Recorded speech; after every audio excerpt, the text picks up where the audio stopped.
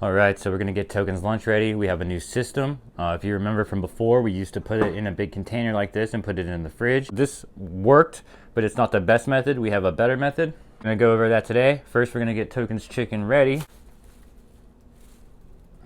like so. Then we're gonna drop in 2 eggs and get them kind of broken up a little bit. Token won't eat the shell unless it's broken up and mixed up with the vegetables. So we're gonna do that because I want him to eat the shell. He does try and pick around it sometimes, even with it being all mixed up, but it doesn't work out for him as well. So you wanna make sure it's nice and broken up. All right, so we got the shell broken down pretty good. Take like half a cup or so of this mixed vegetables. Then we're gonna mix that up a little bit. Something like that. They're still frozen. Usually his chicken is frozen. So now we have the chicken, the egg, and the vegetables. I'm going to just give that a little pour on there.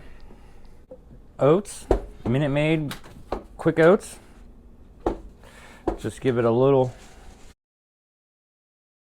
This is ready for Token. What I found to be the better method than putting it in a giant container in the fridge, which takes up a lot of space. Eventually it will kind of smell because chicken after a couple days starts to go bad. This way we can preserve the chicken. It doesn't really matter, you know, bad to us isn't the same as bad to him.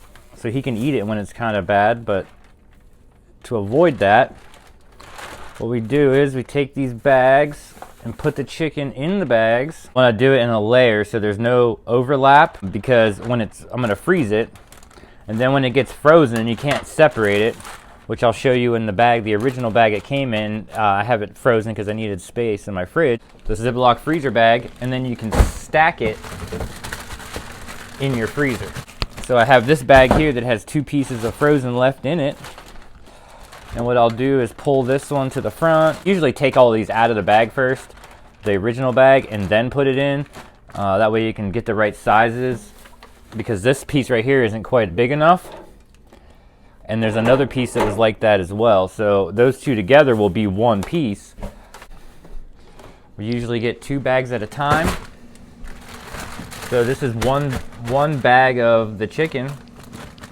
Makes 2 storage bags without overlapping. It takes up a lot less space in the freezer than it does in that giant container in the fridge. Look at my fat boy. And then you have this left over, which is all the blood and gross stuff. I can't actually get this one ready yet because it's still frozen. Separated and everything. I wanted to make this video, so this is what it comes like. Last night I stuck this bag in the freezer because I didn't have space in the fridge. Frozen, it's hard to get the pieces separated, so that's why putting it in the baggies as one layer, and then it's just a small piece of the chicken is maybe stuck to another piece frozen together. It's a lot easier to break apart. So getting 2 bags, 10-pound bags, it's about $6 at Walmart. I'll do is I'll let this thaw out and then put them in the bags as well. There's a month to feed your dog raw. That's not too bad. It's got to cost at least that for dog. But these are chicken leg quarters to feed your dog raw. That's not too bad. It's got to cost at least that for dog food, I'd imagine. He's never really ate dog food except for when we first got him, so I can't even remember.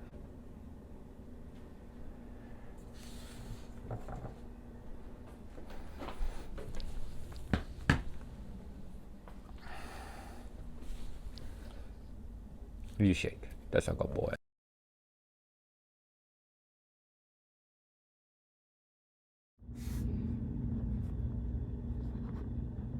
Go ahead.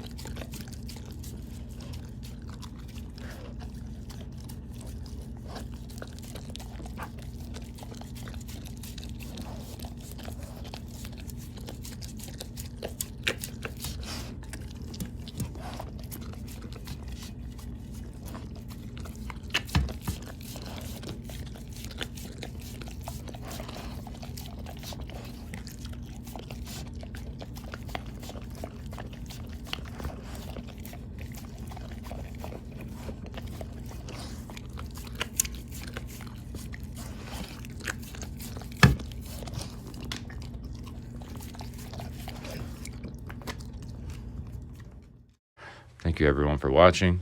The other methods we use are when we include ground beef.